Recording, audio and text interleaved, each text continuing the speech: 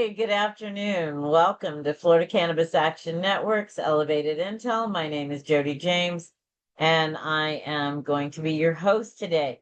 We have some great stuff coming up this 420 hour for you. We're going to visit with our friends with Parabola and talk about the upcoming event that we're going to be at live next Friday. We're going to talk a little bit about 710 and what is happening on 710. And of course, we have pot politics with our friend Hector. But really, I'm following a couple stories that I wanted to share with you guys today. The first one really caught my attention. Pot for potholes. I had to read it twice just to make sure they weren't being nasty. But indeed, a couple Democrats, a member of the House and a member of the Senate and the Tennessee legislature, has introduced pot for potholes. They are proposing a regulated cannabis hemp market that will replace the prohibition that is being enacted at the federal level in November with their own version. Of course, with states' rights, we're allowed to do this, and they are suggesting that the revenue is going to go to fix Tennessee's roads. As someone who just came back from Tennessee, I say thank you. I think that's a great use of pot dollars. Also in the news is the Safe Banking Act.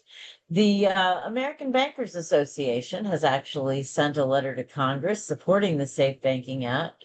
They're kind of saying all the same things that we're used to hearing. It's going to reduce crime. It's going to give clarity to the industry.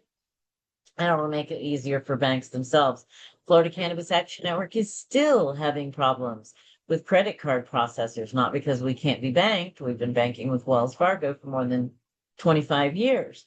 But we have a problem with that interchange between the credit card company and the company that we use our CMR with. So go figure. Fun fact, Idaho is actually trying to get their medical marijuana program up and going. They have submitted more than 150,000 signatures. This is a medical marijuana initiative, and they are still using the term substantial health problem. So rather than being able to use cannabis as a first option, it really ends up being another one of those last alternatives. If you're curious how we got there, that's one of the things that we're going to be talking about with my guest, Shanel Lindsay, today, as we talk about the people over profits. I knew it was people first. People over profits conference that's going to be taking place next week. DEA rescheduling is still top of everybody's mind. Of course, there was an executive order several months ago from the Attorney General of the United States, Acting Attorney General Blanchard, saying that cannabis was Schedule 3. Now the DEA is holding hearings to kind of complete that process. It's very interesting. This time, the DEA is defending Schedule 3. So that's a very different process for them. Strangely enough, a Florida friend, one of the Floridians that we love to hate or something like that, Dr. Bertha Madras is going to be speaking. She is one of the people who have been called by Smart Approaches to Marijuana, or SAM, based out of the University of Florida. That's the headquarters for SAM. And Bertha actually spoke in the Florida legislature a dozen years ago. Based upon the research that Dr. Madras was presenting to the Florida Senate, if you smoked marijuana 2 decades ago, long before your children were born, that exposure to marijuana before you ever conceived a child, that exposure is enough to make sure that your great-great-grandchildren will be heroin addicts. So it'll be interesting to see what Bertha Madras has to say about cannabis. And if you'd like to know more about it, there's actually an op-ed that you can check out about marijuana Madras. So you can check that out on your own. The other person that is being called by Sam is the DEA's own pharmacologist. I think that's interesting. 2 years ago, when these hearings started, the DEA pharmacologist put together a report that talked about how dangerous cannabis was, how likelihood of addiction, really a very anti-Schedule 3 approach. Well, it appears that the DEA had decided they were not going to look at their own report and didn't want to hear from their own pharmacologist. And so Sam is making sure that they get on the record. All right. So the next up, I'd like to join, we have Alex Johnson joining us. Going to give Alex a second to come off mute and join us here live. Hey, how are ya? Hi, Alex. We are really live today. We are live. We are live. Welcome. It's good to see you. So, for those of you who watch regularly, I'm sure you are used to Alex bringing us the science. Today, Alex, besides bringing us the fashion, Alex is going to tell us a little bit about 710. I get 710, but you'll probably have to explain it. But it was really weird to me how all of a sudden it became another high holiday. But I think that's kind of what we've got, isn't it? Yeah. And I don't quite know how it fully came into the holiday. I just remember kind of coming up and everyone's like 710. You know, when we were kids and we play on the calculator and you'd make the numbers. And I remember doing that one, 710. Funny as that. Sure. Turning it upside down and it spells oil, which is another word for dabs, which is how we got to 710. But I love that I love a holiday. So getting an extra high holiday is definitely fun. High holiday, high tea, I'm in. Wow, the one thing they all have in common is high. So you have some fun stuff. Debbie, good to see you. I'm so glad you got to tune in today. We've got folks chiming in live. Sorry about that, Alex. You are on your way to a really cool venue in Jacksonville. And if people are interested, they can get on our email list, put in their zip code, say that they're from Jacksonville, and they'll get emails from you. And what are you guys doing today there in Jacksonville? Since it's 710 and a high holiday. Since it's 710 and a high holiday, we're having an extra high society tonight. And we're going to have a guest educator, Lisa Woodrow, is going to be presenting a dab class. And there's many, many different ways that you can dab. And she's going to be teaching on the cold start method. So really, really excited. Look, I don't like to put my fingers next to hot things. That's not a great idea. So an option, where you start and you're putting it in while it's cold seems like a safer option for a lot of people. She's going to go over all the pros and cons of that style. We are Curaleaf sponsored tonight, so they're going to have some goodies out there, some swag. And then we had some other local businesses sponsored by donating some raffle prizes. So we got lots of fun times ahead. How exciting. And FLCAN members will be out full force. The glass piece, Steve has got it set up so anybody who joins tonight as an FLCAN member gets entered in to win a glass piece. That is beautiful. Beautiful. It's actually a really good piece. I love it so much that I had to buy another one to raffle off. So does that kind of have a mushroom look to it? Absolutely it does. It is a mushroom. So that is art. Yes. And based upon the First Amendment, that is not paraphernalia. Nope. That is art. Just ask me, I will be happy to tell you. Thank you. Because you definitely saved me. Right up to the point where it's got resin in it, buddy. And then you're on your own. But then it's a medical delivery device. Right, medical delivery device. Thank you. It's so sad that we even have to do this. But dude that just popped 8 Percocets and is about to eat someone's face on bath salts, they don't have to go through this. Well, it's been a long time coming, and I appreciate the fun. I appreciate the sacrament. I appreciate the recreation and the recreation, but I also dig the medicine. Right. And so there's the medicine, saying it that way, and that's the Western, right? The healing part. And then there's the medicine, the peyote, right? The medicine, the mushroom, the medicine. And so you really have to understand that business and the lawmakers, they talk about the medicine. We talk about the medicine. You know what I mean? So we have to be a little bit sensitive to all of it. I certainly get that.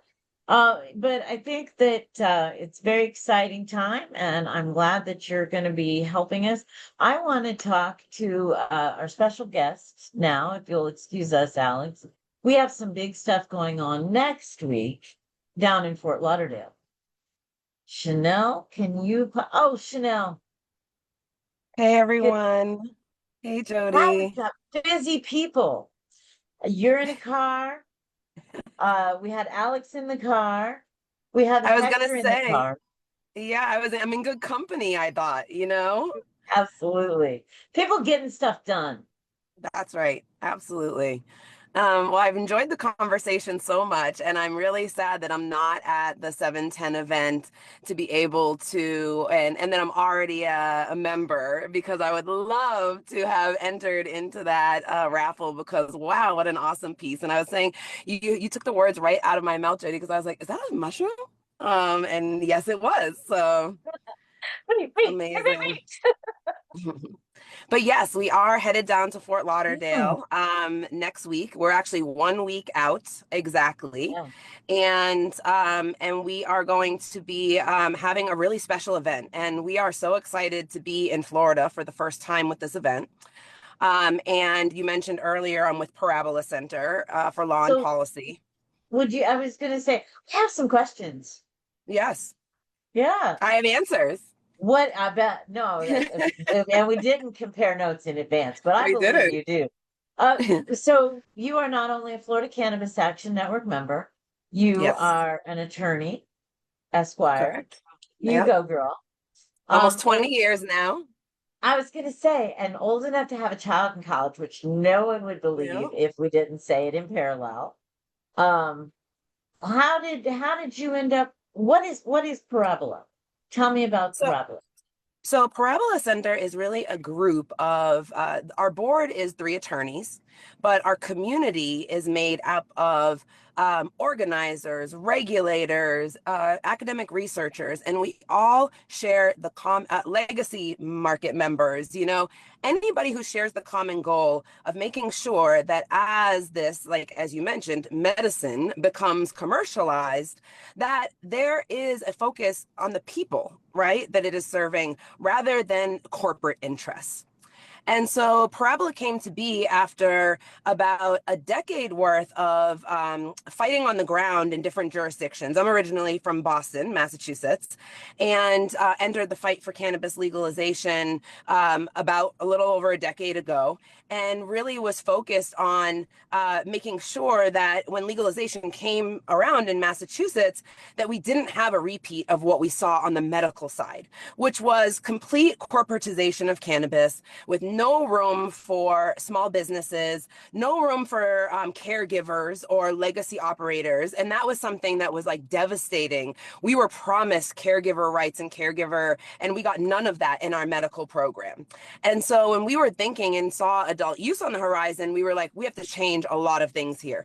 We need to make sure there's no vertical integration requirements, that people are actually able to participate in the industry in the lane that they have their purpose in, right? And frankly, that people who have a purpose for this medicine and this fuel, right, that they were the ones able to have licenses. So from that on the ground work, and that was a group that I co-founded called EON, Equitable Opportunities Now, we were able to win so many of those desired outcomes in our legislation.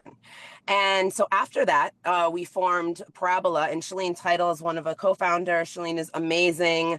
She was, after our fight, she was to legalize in the way that we did. She was actually, I believe, the first drug policy, advocate to be named a commissioner on the Cannabis Control Commission. So that was 100%. very huge. Yes. And I was thankful to be appointed by the treasurer to the advisory board. So it was a real, coup for, drug policy work, and the focus on communities, and the focus on the type of regulatory scheme that will lead to the outcomes that we're looking for. So every year, yes, sorry, Jodi, do you have a question? No, I'm just thrilled. I knew Shalene as a young attorney right out of law school, working with law enforcement against prohibition, or we kind of spent a few minutes together working together at law enforcement against prohibition. I've admired her, and 100%. It was an amazing coup to have someone with a seat at the table. And I know it's funny that you mentioned that, because I feel like when we come to Florida, even though it's our first time, it's going to be a reunion of sorts. Shalene's so excited to see you, with all the work that's been done in these last couple of years. So basically, Shalene came to me and was like, listen, I want to start this, new organization that is a national and global focused drug policy group to work on the things that we all care about, right? And to take the lessons that we learned in Massachusetts and share them with the rest of the country. And then also hear what's happening and be able to respond to what's happening in all of these different states in order to support the things that we were doing. Because we saw when we were working in Massachusetts, wow, the ability of us as attorneys to respond to things, it was very quick. We were able to, we saw that flexibility was really important. So we wanted to be able to bring that to other community organizations, very in-depth research, access to legal resources. And so that's exactly what we're bringing to People Over Profits, which is going to be an amazing 2-day event. The first day is our leadership training, and the second day is our crash course. All free. Everyone's going to be well fed throughout the entire thing as well, too. So a really great time for us to come together, hear from amazing speakers, like I mentioned, former regulators, researchers that are going to be presenting brand new research on really important topics in the cannabis marketplace around patient access and monopoly and consolidation. These are the things that we can use to help convince our legislators, our regulators, to make policy different. So it's a really mix of an amazing policy discussion, reunion of sorts, a place for us to gather and to share the knowledge and share tactics about how we get to the legalization that we want to see in the future. And I can hear people going, yeah, but I don't see myself going to Tallahassee and being engaged in politics. And I want to dispel the myth that politics happens in Tallahassee. Politics happens at home. Yeah. Particularly in Florida, we are going to be an hour from the Southern White House? I mean, really, that you don't have to if you're in Fort Lauderdale, you don't have to go very far to interject yourself in national politics. You just have to hang out at the 7-Eleven around the corner from, Mar-a-Lago. Because really, we are right there. You make the news in Florida and it gets seen by the President of the United States people. And Drug Free America. We are the home of Drug Free America. I'm excited. I feel like my presentation is going to be the Debbie Downer of the day, right? Because I'm talking about Florida.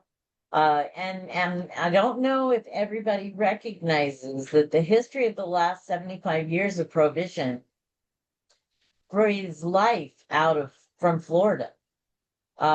People who started the National Office on Drug Policy Control, ONDCP, that idea's birth child was right here in Florida. Some of the most coercive campaigns in the war on drugs in the last 50 years were brainstormed right here in Florida. They were implemented often in Florida first. At one time, the entire state had a director of drug control. We called him the drug czar. And Florida had their own.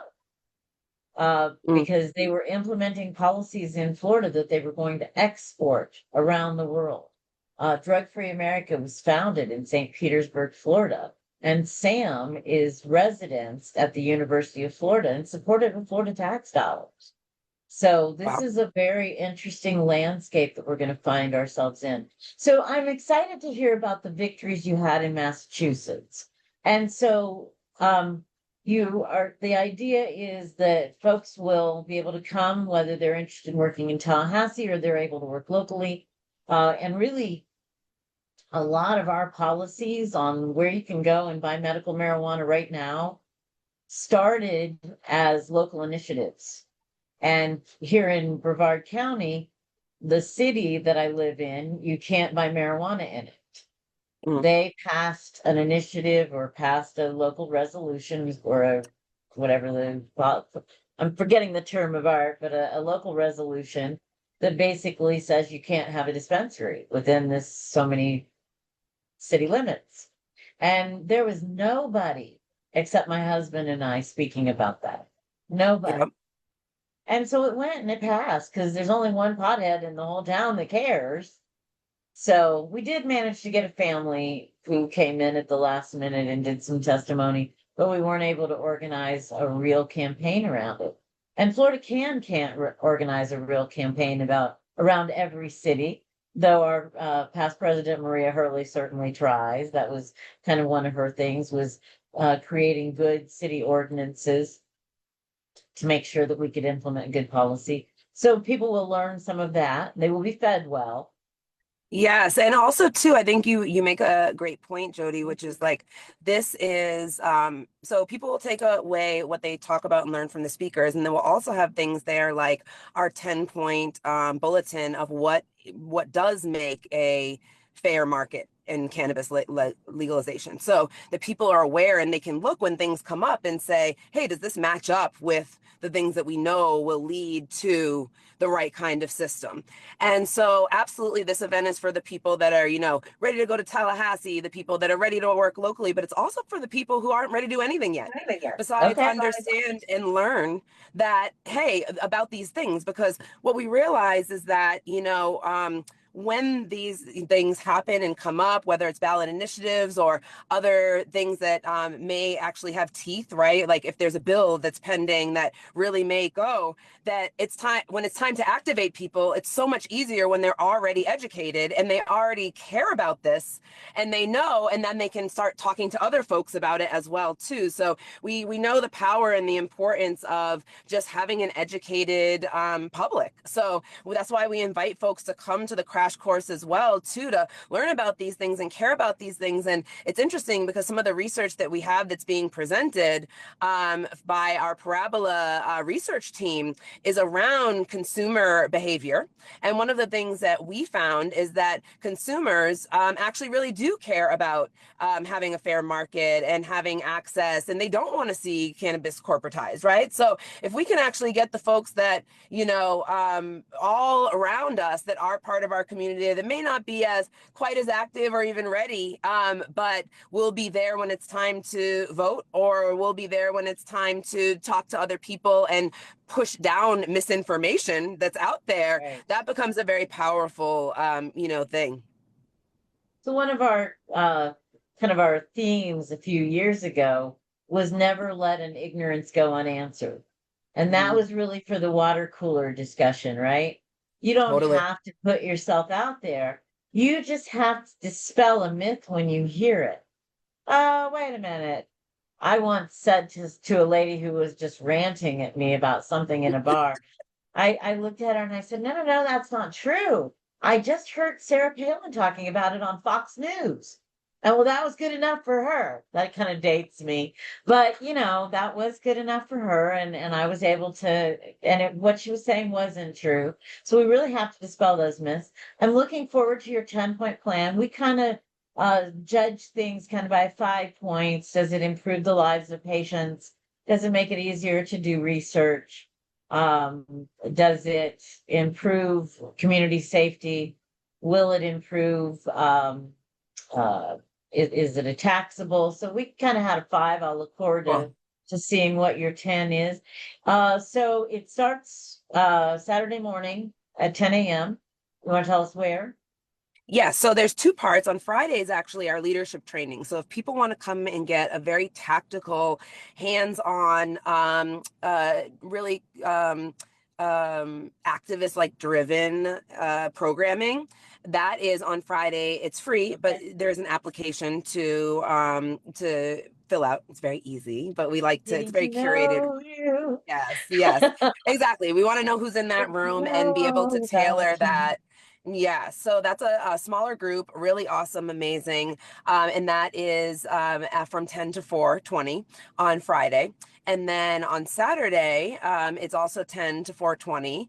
And that is at the African American Research Library and Cultural Center and in Fort Lauderdale. So amazing venue. It also has like a nice little museum that we can go in and lots of little fun things to do. And we'll have a lot of networking and discussion time as well. And like I mentioned, lots of yummy food. And then we'll have our after party on Saturday as well, too. So very much excited, very happy to have Florida Cannabis Action Network as our partner in the event, and really looking forward to encourage everyone to come out or to tell folks about it as well, too.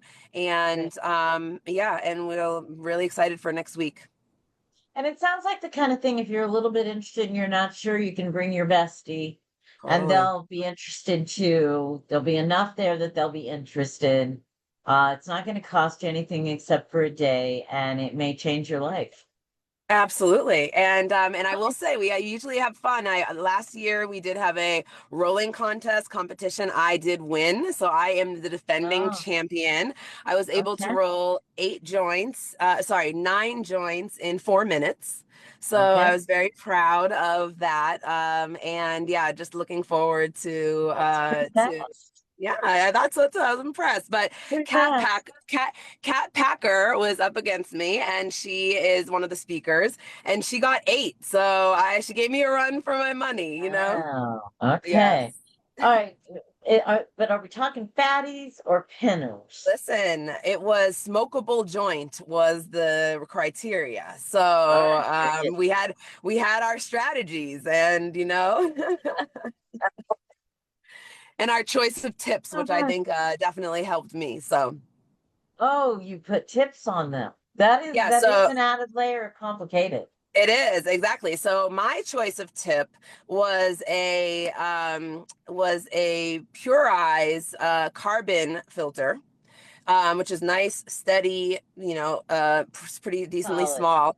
Yes, and she chose a fusilli noodle. Oh, Yeah, so I don't know, I feel like that may have done her in. It was a little thicker, probably harder to handle. There was also some strategy. I went right in and, we were both grinding, and I saw that she continued to grind. So I realized her strategy was to grind up. So I stopped, rolled up a few, and got a few in. And I think that also psychologically helped me at that point, because she kind of oh, felt that she was behind a bit, and I stayed ahead, and psychologically it helped me because I knew if I could just like stay ahead of her. So it was all great fun. It was all very serious, but also great fun. And tactical. yeah, practical and fun. Yes, and then we obviously distributed. We were in New York, and so we had no concerns about anything there. So it was easy to just pass them out afterwards and a great time. How fun. Well, it's very exciting. Thank you very much for coming out with us today. You will, if you are thinking about coming out and would like to check it out, I would recommend that you definitely reach out and fill out that application so that they know that you're serious about this. If you're ready to get your feet wet, you can come out on Saturday. And again, a great venue. I will be there all day, both days, and look forward to encouraging everybody. Great people on the speakers list. Steph Shear, she's someone else that if you don't know who she is, you absolutely should. Co-founded Americans for Safe Access. Spent time at the WHO making sure that the World Health Organization had the facts on cannabis, dispelling more than 75 years of myths created by drug-free America. amazing work that she's done over the years. So I'm looking forward to finding out what some of these icons in the movement are doing these days. Absolutely. All right. Thanks so much, Thank you very Jodi. much. Thanks, everyone. Pleasure. See you So soon. we've got Hector Roos wrapping up the elevated intel with me today. Hector Roos coming to us from the Panhandle. Our people are everywhere. Just in the Panhandle today. Just a great conversation. Just wanted to remind everybody, if you want to know more about what FLCAN is doing, flcan.org/join. You'll find the page that says "Roll with Us," and because it is a proper tradition. And something I'll be speaking as well at Parabola on next Friday, a week from today. The topic I'll be bringing is bringing together coalitions across political parties. I didn't pick the topic, but people wanted me to speak on it, so here I'm going to do that. And and here's a preview. The first step you got to know to bring anybody together is to listen and identify opportunities as they come, and have the courage to ask, can I help you with this? I think I have a solution. And then of course the conversation will lead to back and forth, and then usually I end, well, what do you have a better solution? The reason being is that just generally we don't know the answers to what will solve problems we've never solved before. Right. Yeah. So with that said, let's talk about what's been happening lately. We've had Supreme Court decisions. August 18th is the primary election date. Vote by mail for people who are getting a ballot in the mail in Florida. That went out yesterday and is landing in your mailbox today and this weekend. And of course, July 20th is the deadline to register to vote in the primaries. So don't forget to register in the primary, in the primary for the political party that has the most say in your local area, right? That will give you the most power to say in your political expression. So what were the big U.S. Supreme Court decisions this past week that matter to us in this conversation? Tell me. The first one. So something that kind of flies under the radar and we don't really understand the implications of it is that the Supreme Court in a 6-3 vote actually ended this attempt by the Trump administration to end birthright citizenship. The reason why it's basically the ruling upheld that the Constitution's 14th Amendment guarantees automatic citizenship to virtually all children born in the United States, regardless of their parents' immigration status. So this was a 6-3 is a very strong rebuke of the Trump administration's position. That's supporting it, the reason why. So I'm a first generation immigrant. I was nobody was. So my parents happened to already been U.S. citizens by the time I was born. And that's what extended to me, not just because I was born here. And that's usually the rule of thumb around the world is because very few countries in the world do birthright citizenship, that you're born in the land and that's what grants you citizenship. Mostly you actually have to be the child of a citizen of that country to have that. So but the other issue, and this is me wearing my libertarian cap, is that on the inverse side, that means that because you're born into it, means you actually never have the opportunity to consent to the citizenship. So in order to exit it, in other words, or to choose something different, you have to wait until you're of a certain age. You have to invest in order to do that. And typically the United States says, no, can't do that. So really, you're our citizen and we're keeping you.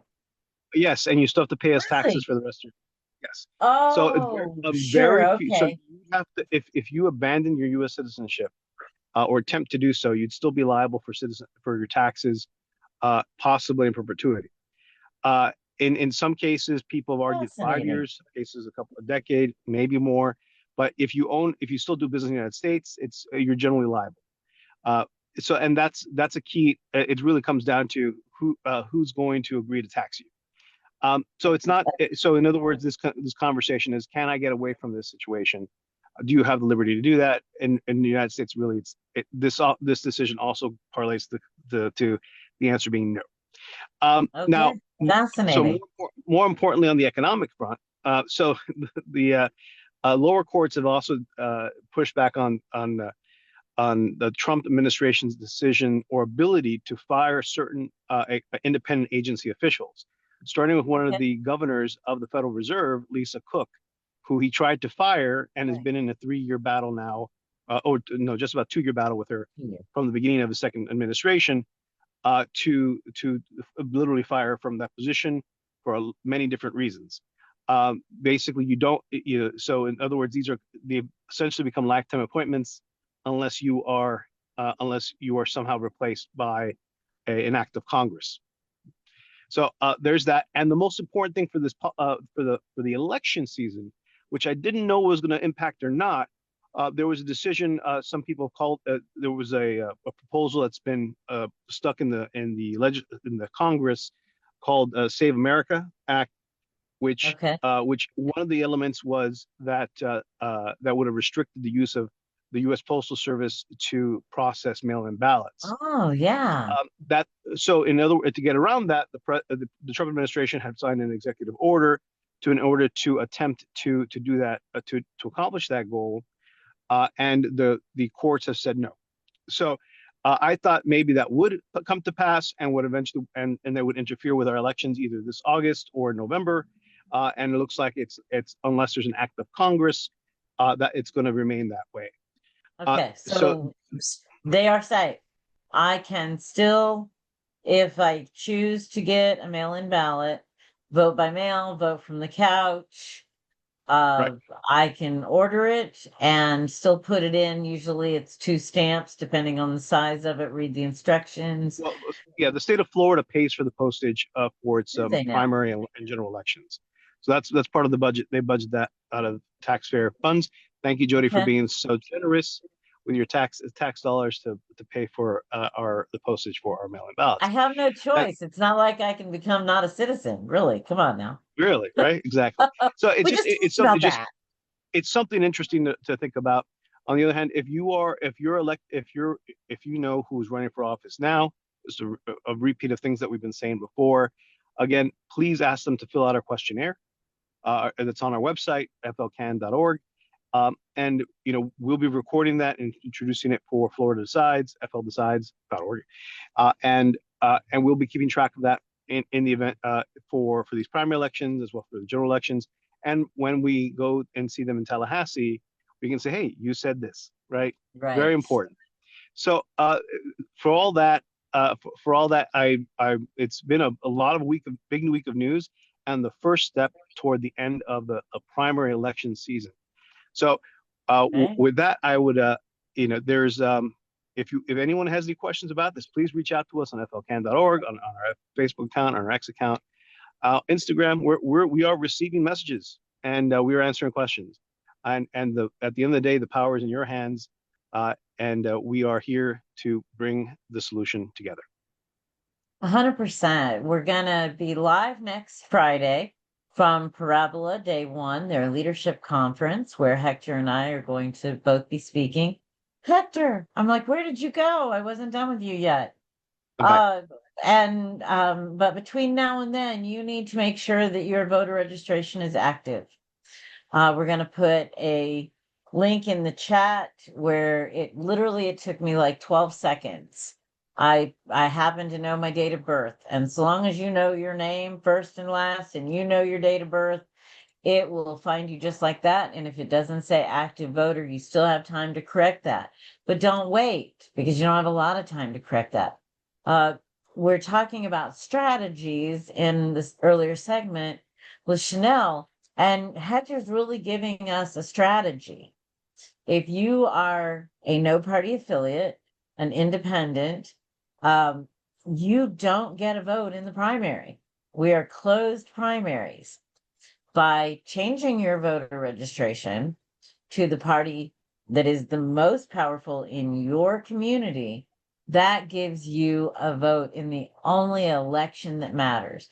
I once spoke to Representative John Tobiah.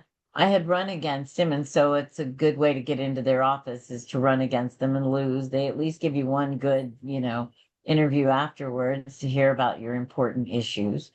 And I started talking to him about medical marijuana, and he's, Jodi, my primary voters don't care about medical marijuana. It's not their issue. It's not important to them. And it didn't mean that it wasn't important to 60% of the voters, right? Because it did. But their primary voters are really, really small subsection of that big voter pool. And so you need to be an active part in the subsection of whatever party it's going to be. And particularly if you don't have an allegiance to the party. You don't have to have as much allegiance, but you do have to be part of the party.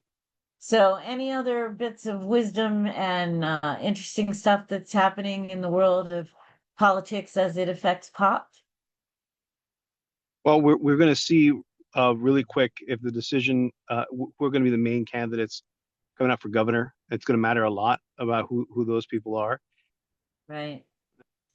And we'll know all that in August. It really will make a difference who we put into the governor's office. One of the things I'm going to touch upon on my presentation this weekend, next weekend, is how we developed the tightly regulated medical market compared to the more open and robust hemp market. And it was entirely dependent on who is in charge of creating the market. Right? Governor Scott and his cronies that were anti-medical marijuana had it forced on them through the ballot initiatives, and they implemented it based upon that rigid stance. And Nikki Fried was elected to the Commissioner of Agriculture, and she rolled out a really robust, free, and some would say fair market for the hemp, which is also kind of an adult intoxicant market in some spaces, and a hemp medicine market with your CBD products and some of your minor cannabinoid products. So all of that market was created by someone who wanted a fair and robust market. Who we vote for matters.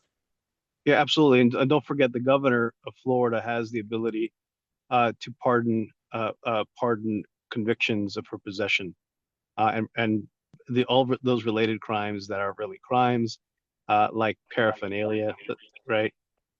Resisting arrest, in the same instance, right? Right. So and it matters because when you have more than half of all Floridians having been incarcerated or charged with a crime in one way or another, and these convictions become a scarlet letter that affect people's ability to own property, take a job, take a rent, and basically have economic and social mobility. These things do matter, and 1 million ex-felons in the state of Florida still don't have access to these fundamental rights, and for basically non-violent behavior. Well, thank you very much, Hector, for keeping us mindful about the reason But it that can change. organizations like Florida It Cannabis can Action change. Network, it is And changing. Jodi, do you remember what I told you before the call started?